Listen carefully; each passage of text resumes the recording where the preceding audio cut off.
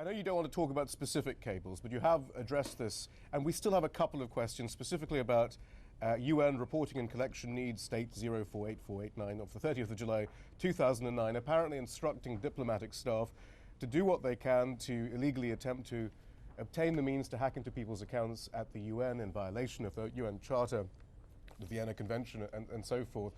I mean, first of all, doesn't that make these cries about the sanctity of confidential information for governments pretty hollow?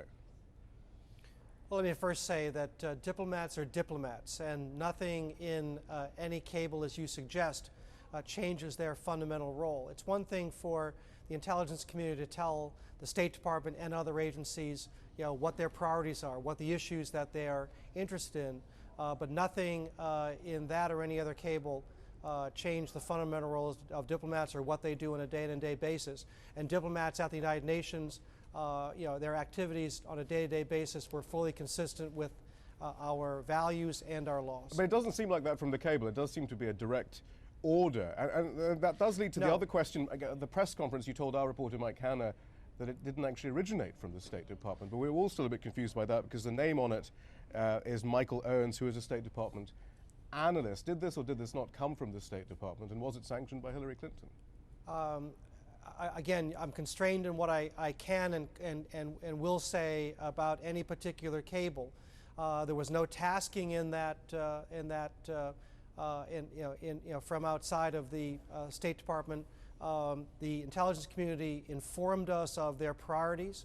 We are aware of that, and in the conduct of our day-to-day diplomacy, if we come across information relevant to those priorities, we're happy to pass on that information. But even if it's in violation of the Vienna Convention on Diplomatic Relations, Article 27, Section 2, Article 30, Section 2, you're not supposed to be doing that. Again, that cable did not make diplomats into spies. They're not. Well, but should there be an inquiry as to why intelligence agencies are asking your diplomats to be spies in violation of international law?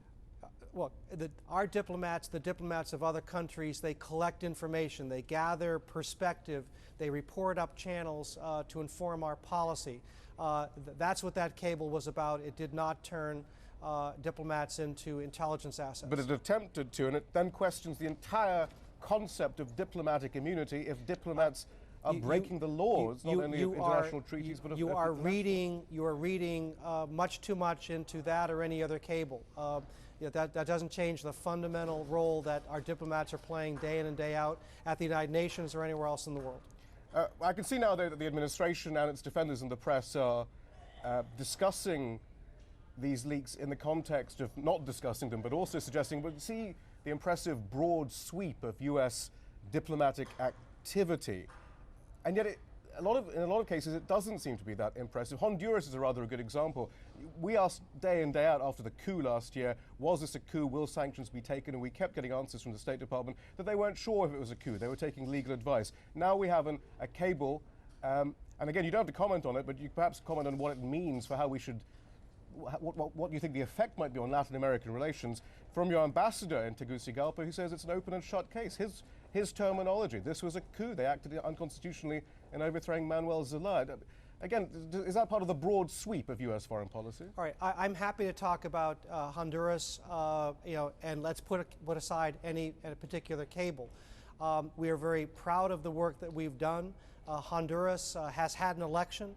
It has had a duly constituted democratic government put in place. We were fully supportive of something called the San Jose Tegucigalpa process through which democracy was restored. Right, but at the time, clearly, there was a great deal of You've debate. asked a good question. Let me finish. Sure. Now, there's a difference between a coup, and at the time last year, we called it a coup. But under our laws, there are specific definitions of something called a military coup, which then triggers particular actions relative to the suspension of aid. I mean, there is a suggestion that was completely invented, and that your ambassador certainly wasn't didn't even see the need to actually make a distinction because there wasn't a distinction. Again, this gives you a great example of where policy is actually formulated and developed and executed from Washington out to the field.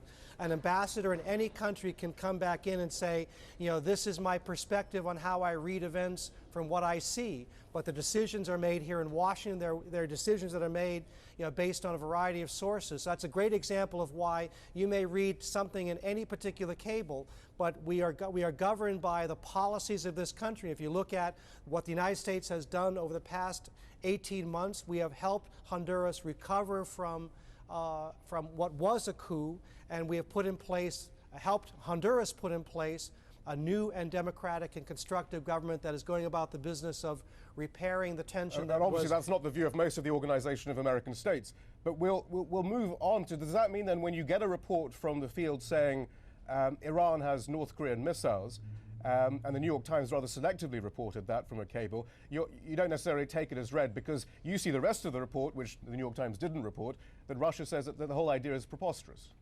Well, again, we are governed by our actions. We will sit down on Monday with Iran.